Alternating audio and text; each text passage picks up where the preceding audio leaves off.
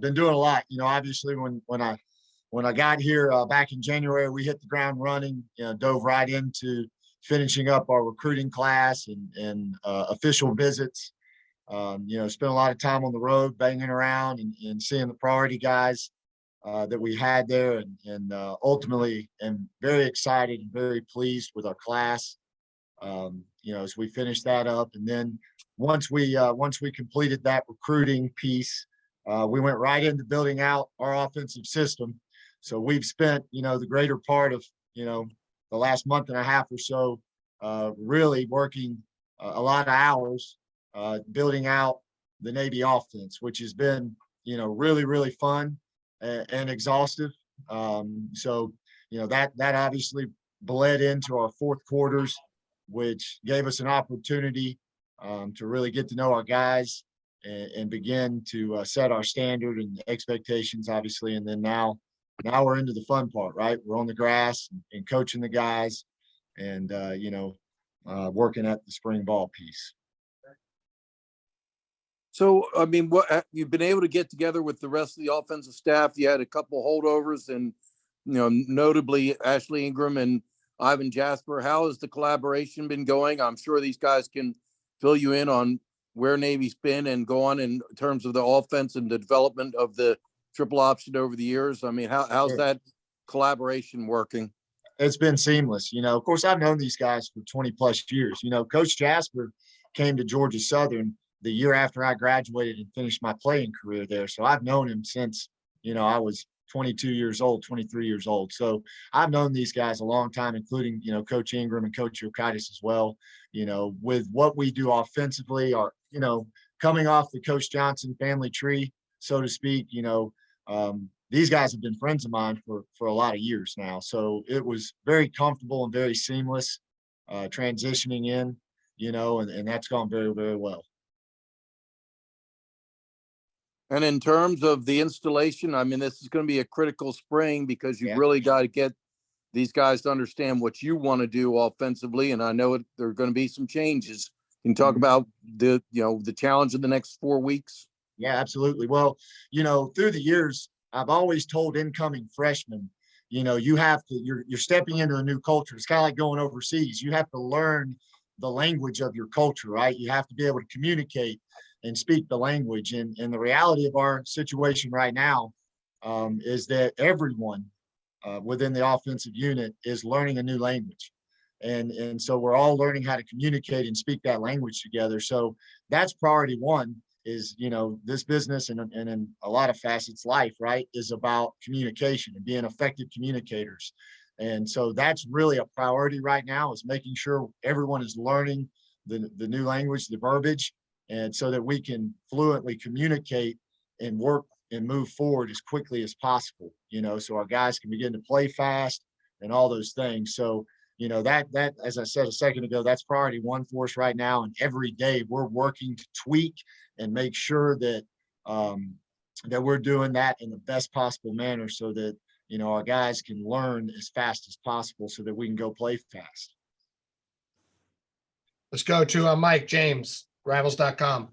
So that actually dovetails into what I wanted to ask was, how much of a learning curve is there for both the players and for the coaches?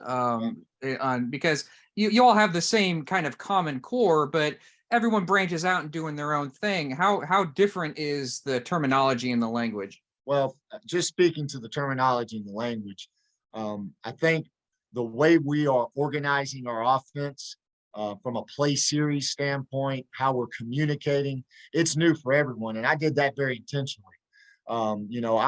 We want to create the Navy offense. We're not trying to be anybody but who we are. We want to build it around our players. And that's been a lot of fun. But it is, as I was mentioning, we have to work every day to make sure we're communicating. I think from an overall, because I'm sure this may be a part of the question you're asking me, I think when you look at our offensive system that we're building, about a third of it is familiar. All right. I would tell you about 2/3 of it is new. All right. So there's a lot of growth there. And a lot of communication, obviously, and learning that everyone is doing as we continue to build out our system. So when you build it out, is it new to you as well? Are you bringing in new things, or is it mostly the stuff that you were doing at Kennesaw? No, I would tell you that, and again, speaking in percentages, it's hard to say exactly. I haven't really done the math. I would tell you that more than half of it, maybe 2/3 of it, is stuff that I'm very familiar with, even if maybe we didn't do it in games at Kennesaw, but we did work on it. And then I would tell you the rest of it is new to everyone and exciting and stuff that I think is really going to be advantageous for us, obviously. So you talked about building the offense around the players you have, and I'm sure you want to get your best 11 guys on the field. As part of that, I'm sure that there are guys switching positions. Have you? I know you have new Yeah, position at tight ends that wasn't really recruited for. You got sure. some openings at slot back with losing a couple of guys. How much positional movement has there been?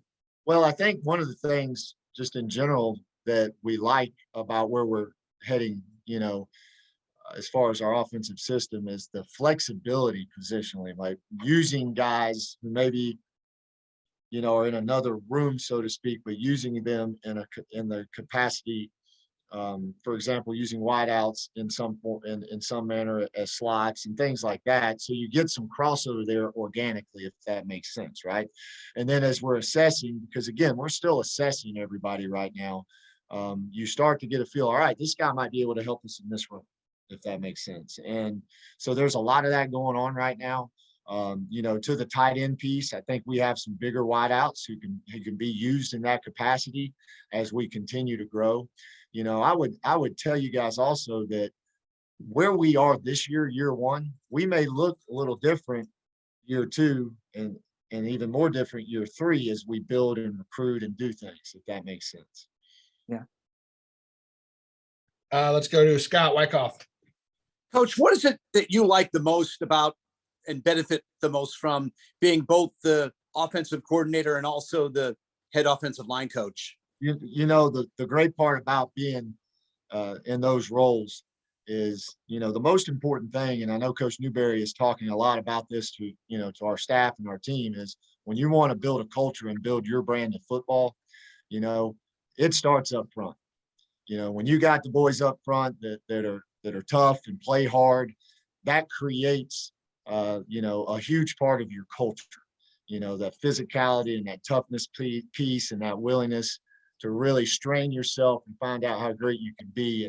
And as when you're a part of the offensive line coaching them, you really have a great opportunity to be a key factor in establishing that identity, right? And so I've always enjoyed that. I've always taken a lot of pride in that. And then also when you're the O-line guy as well as the coordinator, you have a good feel of what you can really get done. Because if you can't block people, a lot of stuff looks really good on the board, but if you can't block them, it ain't going to work, right? So, I think that's a huge advantage for me in a lot of ways in my role, being a part of the offensive line as well as being the OC, because again, you're building culture. You're establishing an identity right now, which is very, very important. And, it goes back to the verbiage piece as well, the language, and then also you very quickly can identify the things that you will be able to actually go do from an offensive standpoint.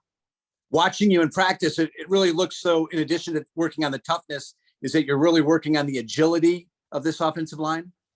Yes, absolutely. And, in our system, all of our offensive linemen, they have to be athletic enough to move through all three levels of a defense, right? The D linemen, the linebackers, and get to secondary players as well.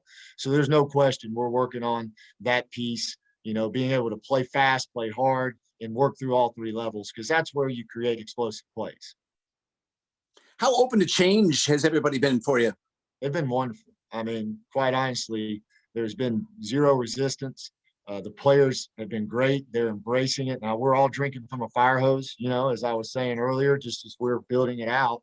But there has absolutely been no resistance. And every day the guys come in, coaches and players alike, with a lot of positive energy, and they just want to get better.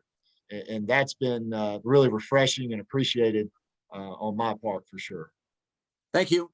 Yes, sir. Wags, back to you. Go ahead and no limit. Go ahead. Well, can you talk about your early impressions on the young quarterbacks? Because I know I mean, you haven't really gotten to see them too much in live situations, so it's hard to get too many judgments. But you know, guys like Teddy Gleaton and Blake Horvath, and you know, maybe Drevin Ponder or some of these. Draymond Ponder. Yep. No, I'm really excited about those guys. You know, they're talented. You know, and obviously the ability to throw the football is important to us, as well as, you know, run the football and read the option and all those things that we want to do ultimately offensively. And I've been very encouraged by what I see out of those guys. You know, as you said, it's way too early to tell or identify any one individual. We've had 2 days of helmet practice, but as you go back and you look through the course of fourth quarters, you see, you know, the great thing about fourth quarters is you start to see what guys are made of, and their drive, and you know, their desire to be great, and all of those guys really made tremendous strides through fourth quarters, and then now into practice as well. So I'm very encouraged by all 3 of those guys. Are you concerned about the fact that the 2 most experienced quarterbacks, Ty Lavataille and Xavier Arline, will be? I mean, obviously Ty won't be participating at all because he's recovering from surgery, but Xavier looks like he's going to be limited. Early start is not good. He didn't participate Monday. He's been injured in lacrosse. He's not playing lacrosse either. What are you worried about that? Because you got to get time with them. Sure, absolutely. Anytime you have a guy on the depth chart, you need him to be at practice so that you can evaluate him and coach him and help him get better. So yes, of course, that's a concern. But I do think one of the positives is these young guys are going to get a lot of reps as a result. It's extremely unfortunate that you wouldn't have any guy on the depth chart available to go practice, because that's the point, right? To get better on a day in, day out basis by getting those practice reps.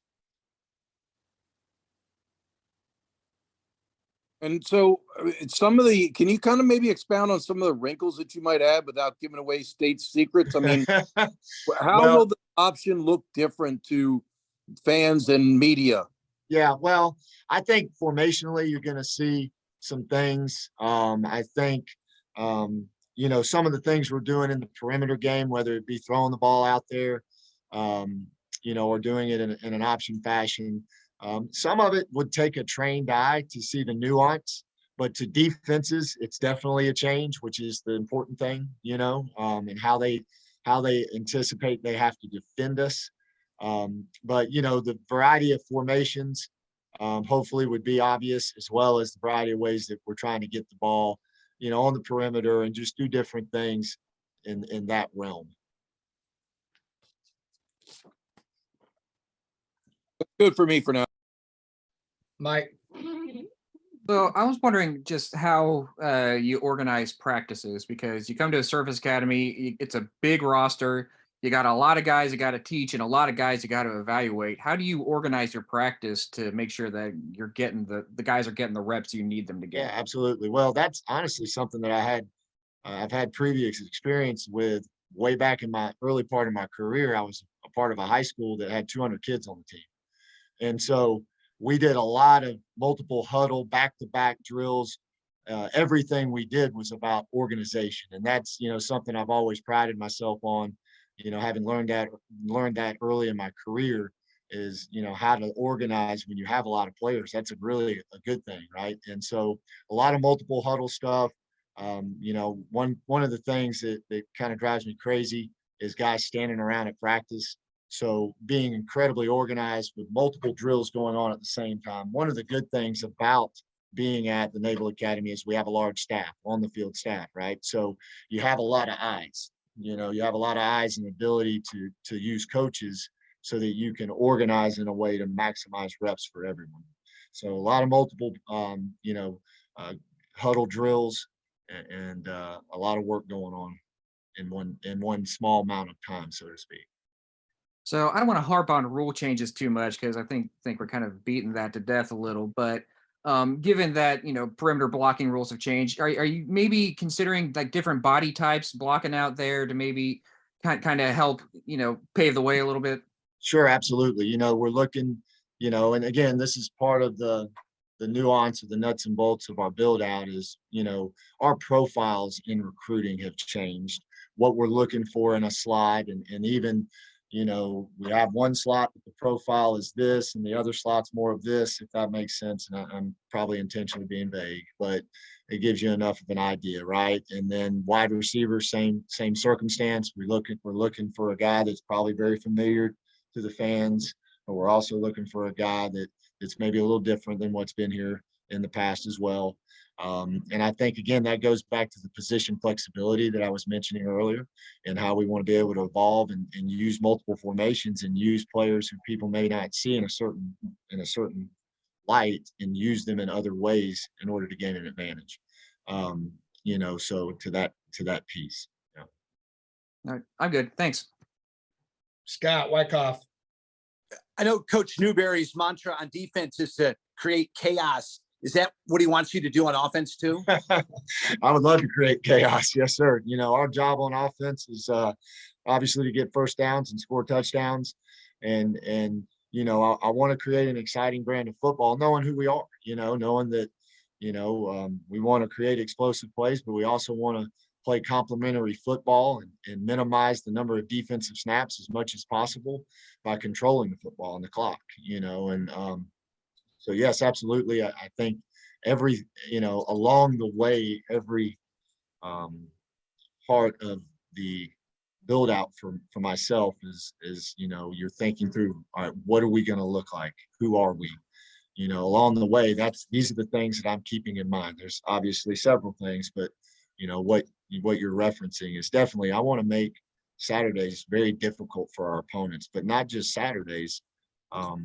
I want them on Sunday, when they first watch our tape, to have sweat beat up, like, oh my gosh, there are a lot of things. It's not just the option, but there are a lot of things that we have to prepare for. And of course, the under center option world, people don't see it on a week in, week out basis. So it's still a tremendous advantage for us, because, they just don't see it all the time. So, obviously continuing to have that as our home base, but do other things that create stress as well.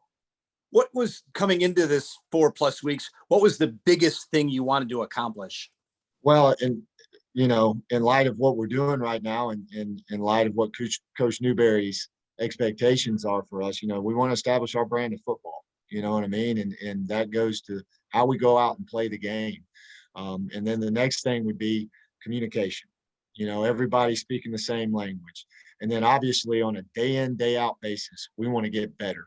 We want to be a better football team each day as we move forward, a better offensive unit each day as we move forward. So as we're digesting information, we're also getting better fundamentally. We're getting better with our practice habits, our tempo and our transition in practice. We want this to become a part of our DNA of who we are. And, so focusing on the process of, day in, day out, one rep at a time. Tell the guys all the time, control your 3-foot box, which implies do your job and do it with elite effort and elite execution. And that's what we're working towards every day. You talk about the players adapting to the culture that you're building. What's it been like for you adapting to the culture of the Naval Academy? Most universities are, pretty much the same. What's it like adapting to an institution that has a culture off the field? Well, I think my smile probably gave it away, right? This place is unbelievable. I held the Naval Academy football program on a pedestal for a lot of years. And I've realized that it's even better on the inside than it was outside looking in. The quality of people, not just in the football program, but on the yard, on the campus, it's a special place. And this piece will probably never change for me. I'm humbled and honored to have this opportunity, and very, very driven to make sure that I serve everyone here in a way that makes them proud. I'm, like I said, each day I come in with a big smile on my face, because I know how special this place is. The young men I'm coaching are going to be the leaders of our country, and what an opportunity I have to pour into their life in a small way to help them, hopefully go out and be better for it. And finally, do you feel that pride in being a part of that overall building these future leaders? You build leaders as football coaches at other schools, but you're building a leader that takes it beyond that. no question, the leaders of our country, right? I mean, these guys are going to go in some capacity, obviously lead our military and all that means and implies. And so, I think I said this, and I think this is an interesting way to think about it, but if I say 5 words, these young men are going to hear all 5 words. So you have to be on point with your communication, making sure. And I think that's a great responsibility in a lot of ways, right? Because you want to make sure that everything you communicate is in an effort to help them be better. And so you have to really be thoughtful with your communication. And I think that in part is going to be something that helps me be even, a better coach, and that, so growing into, personal growth for me is another reason I'm so excited about being a part of this institution. Is it demands your best for everyone involved, right? Everyone involved, it demands our absolute best, and they deserve it. These young men deserve it. Thanks, Coach. Yes, sir. Anybody have any other questions? Wags, go ahead. As far as coaching the offensive line in the past, they divided it with Ashley taking centers and guards, and Danny O'Rourke handled the tackles. How are you and Ashley working that out? We're working it together. Some days I take the centers and guards. Some days he takes the centers and guards, vice versa. We're doing a lot of stuff right now together because growing cohesion, getting 5 guys on one heartbeat, and establishing the things we need to up front. Ashley is a very experienced and an outstanding offensive line coach. Of course, I've had a lot of experience as myself. So really, I feel like the best way to take advantage of our skills is to do it in that manner. It's not really dictate or identify, you've got this group. We are coaching offensive line. So Coach Newberry talked about how you guys had gone at it and practiced at Kennesaw. Now you're going to be scheming up against Coach Volker. And I mean, this is kind of an important spring for him. And when we talk to him on his Zoom later this week, I'm going to ask him about this, but he's got to learn about play calling because this is going to be new for him. He knows Coach Newberry's system and what Coach New wants, but he's going to be the play caller. And this spring would be a good, practice sessions, if you will, for doing that. Do you look forward to matching wits with Coach Volker? Of course. I have tremendous respect for Coach Volker. PJ and we became fast friends in part because he's such an outstanding human being, but also I have tremendous respect for him as a coach from the first day we worked together at Kennesaw. And so I'm excited about it. We all thrive on competition. We're in coaching to make positive impact on young people, but we also love to compete. So, I'm very much looking forward to it. Anyone have anything else for Coach? I have one thing. Go ahead, Mike. With all the changes that are coming, have you had a chance to talk to the coaches at the prep school about the changes that so they can start learning the same stuff? Well, actually, I was able to go up there and meet everyone back in January during recruiting, which was great, and spend some time up there and get a feel for it. The young men that are going to be their TADs are actually working with us right now, which will be very advantageous. And then we're obviously going to clinic with them and help them get everything installed as we move forward into the summer. Well, Sam, why don't you just kind of talk about the coaching transition? There's been a lot of upheaval since you last played in a football game for Navy with the Army-Navy game. A lot of change. How's it been for the players to deal with? Yes, sir. I would say, especially for my class, we've been excited and taking this change just with a lot of pride, first of all, and also just a lot of enthusiasm to bleed into the rest of the underclassmen beneath us to make sure we can lead this team the best we can. The coaches that's been coming on staff is also bringing the same energy, if not more, than us. They've been definitely showing that they care and want to win as much as we do. So it's been a great transition. Coming back from Christmas break-ish time like that, we didn't know what to expect, honestly, when we got back. But since then, it's been a great transition each day. We've been getting closer as a team with the coaching staff as well. Does it help that there is some carryover? Obviously, Coach Newberry had been here. You're familiar with him and what he's all about. Coach Ingram, Coach Jasper, there is some carryover with the coaching staff. Does that help that it's not been a complete overhaul? 100%. Yes, sir. It definitely helps, helps, like I said, my class again with trust and easier translation when it comes to, you know, how we're doing things here and things moving forward. So absolutely. So we just got done talking to Coach Chesnut. I mean, obviously a new offensive coordinator. He's bringing in some new concepts. Are you excited about some of the changes that are being wrinkles, if you will, that are being added to the offense? 100%. Yes, sir.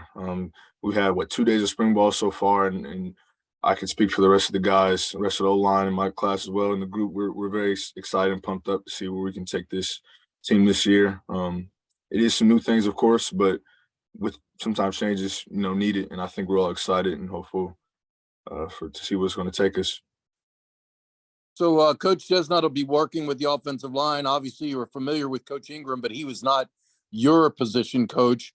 Coach Chesnut just indicated that they'll be working with all of the linemen together. They won't be dividing necessarily centers and guards and tackles. Are you excited that both coaches will have their hands on you guys? Absolutely. I think, like, going back to your previous question, that makes things easier with the layover, having Coach Ingram and understanding, you know, his verbiage and the way he coaches. And it also helps, you know, him, Coach Chesnut and Coach Ingram have known each other years before this year. So so far they've made things much easier on us. It's been exciting each day to get to see them grow together as well. I'll let Scott ask a few questions. Go ahead, Scott. Yeah, Sam, how has the learning curve been so far? We know we talked to Coach about learning the new verbiage and the communication. How is that working out? So far, the verbiage is a perfect way to put it. It's really much what's changing right now, the vocabulary, I would say. You know, we're still running much of the same things, just adding a few twists of some things and adding new things, of course, but it's really the verbiage for the big part. And going back to Mr. Wagner's question, Coach Ingram and, you know, Coach Chestnut, having known each other, they're finding ways to, you know, explain things easier to us. So it's coming along, and I think it's getting easier as the day goes by. Watching you guys in practice, it looks like he's really working on the athleticism that you guys have, the uniqueness in your agility. Is that the case? Absolutely. That and you know, our endurance, being able to finish games, you know, especially late in the fourth quarter, overtime. You know, we had a lot few of those last year. So that's definitely the case. How does it feel being a senior in football terms now on this journey that you've made as a football player at Navy? Absolutely. It's unbelievable, I would say. My roommate, I have a football teammate of mine in here. We kind of joke about each day, you know, like, man, it's our last one. You know, you don't get another spring ball after this. You don't get another lift. So makes you look at the game differently. You know, every single day, every time I wake up, I'm like, okay, yeah, I'm a junior right now for school, but this is my last time getting these opportunities. So.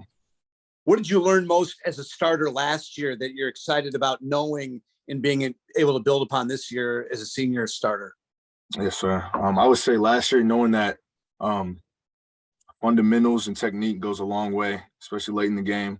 And you know, we're one of the closest teams in one possession games. So using that to the best of my ability to finish games, finish the opponents late in the game, and use that for the rest of the line, bring that to the rest of the line. I think that's my biggest takeaway from last year. How has your prowess growing up as a chess player helped you out? I know it's helped you probably at Bancroft Hall, but how's it helped you on the football field? Yes, sir. That's a great question. I would say chess, you know, it's a thinking game. It's a thinking game, and football is also a thinking game, big mental game. So, you know, kind of taking away, you know, playing a game where everyone's strong, everyone's fast. How can I use other things mentally to get a better leverage or advantage of my opponent? Things like that, kind of thinking ahead, you know, thinking about, okay, this is going to be a 4-quarter game. What's going to happen in the third quarter, fourth quarter? Thinking ahead of time instead of just in the moment. I think chess definitely comes into play there. How do you like the statement, just a small thing that the coaches made by switching the color of the jersey that the offense and defense wear in practice? Yes, sir. That was I like it. It caught us all off guard. You know, some of the guys, alumni, were like, "Whoa!" It threw them off guard too. So we didn't know what was happening at first. If they were, you know, trying to make us switch positions or switch sides of the ball for a day, or what was going on. But we like it. We understand that, you know, change is needed. But no matter what, we're going to go to work, regardless of the color jersey we have on in practice. So Thanks. of course. For those of you who have not been out to practice yet, what Scott is referring to is the offense now wears white The defense wears blue, and they've also switched sides of the field. The defense is now closer to the water, while the offense is further away from the water. Pete Medhurst. Sam, how different is it right now to hear new voices in your ear? I would say definitely is a little bit of strangeness early on, but it kind of gives like a new energy. It's like a new wake up call almost. New strength coaches, we have couple new trainers. Just all around is new voices. So I would say it's definitely brought in good. Strange at first, but I can see it definitely good in the long run, 100%. As a veteran player in this program, was it hard to turn the page at the end of the season? Because I know you all hold yourself to a high standard. You expect a lot of yourselves. Was that hard to turn that page and now start anew, or was it easy to do that? Very hard. Yes, sir. I could speak for the rest of the guys that's been playing and been a part of the program. It was very hard for us, and definitely a feeling we'll never forget. At the same time now, you and many others are part of a very exclusive group. There a lot is expected of a senior class from a leadership standpoint. What's the important thing for you all as a group right now to come together, lead appropriately, and try to get everybody going in the right direction, and obviously support what your coaches are trying to accomplish out there now on a daily basis?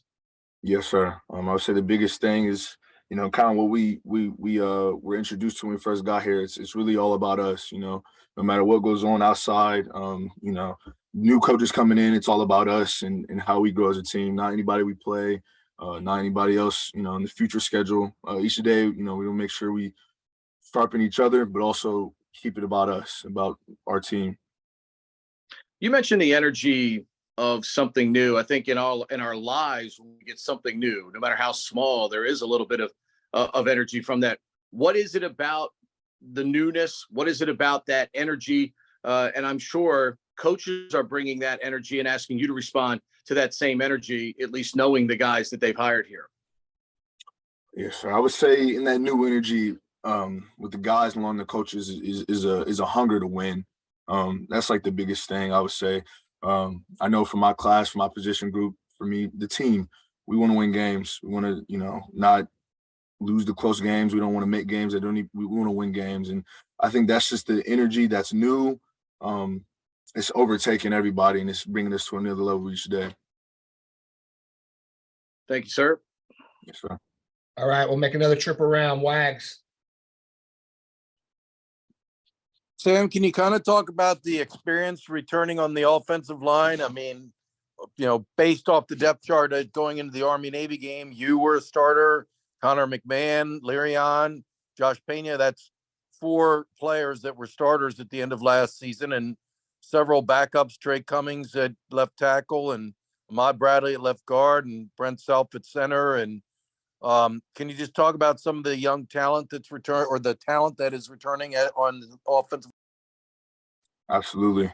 I'm super excited, to kind of almost be in the same mood, like you said, with who we've been playing with last year. I think that's going to go a long way. That's what's been helping the offensive line unit right now, since we got back, through workouts and through spring ball. The guys leading to show the younger guys this is how things work. And I know the coaches as well as everyone else is excited to see what we can, bring this program up to, especially as much as important our unit is to this team. You did lose one key piece with Kip Franklin will be graduating. Who are some of the guys you think are capable of, moving into that right tackle spot? Absolutely. I would say definitely, Trey Cummings, whether they move Connor out to tackle or not, Connor can play it. We have Javon Bouton, the guys in the grade below me. And there's also a few young guys that if they can, learn what's going on and understand and be able to play faster, they'll definitely have a shot. Alistair Larson, Mac. So definitely a lot of guys that can fill that spot. And I'm excited to see, as well as myself, to see them work each day to it. Thanks, Trey. Scott Wyckoff. Yeah, one more for me. How cool is it having Coach Newberry on your side of the ball now? It's pretty cool. The last couple of days, just kind of seeing him, his gray beard always gets me. He just looks like something out of a movie to me. So it's kind of cool to see him kind of watch us because this whole time he's on a whole different plane. I see him through passing, but he's, I hear his voice over there yelling at the guys. So now seeing him watching us and kind of, coming up by us and look at our drills, it definitely brings a lot, some more kind of chills to practice to me. Thanks. Have a good spring. Thank you. Appreciate it. I'm trying to get my beard to that level. Pete. Dan, one more for me. We've talked through the years about the evolution of the blocking rules and particularly how it allegedly affects the option teams. Realistically, though, how much has technique changed for you as a player now headed into your 4th year? Is it more myth than it is reality? What's been the difference if there's much at all? I would say, yes, sir. Since I've got here, not a whole lot has changed. I know over the years it definitely has changed with the rules of cut block and everything, but I wouldn't say it's affected much blocking more recently.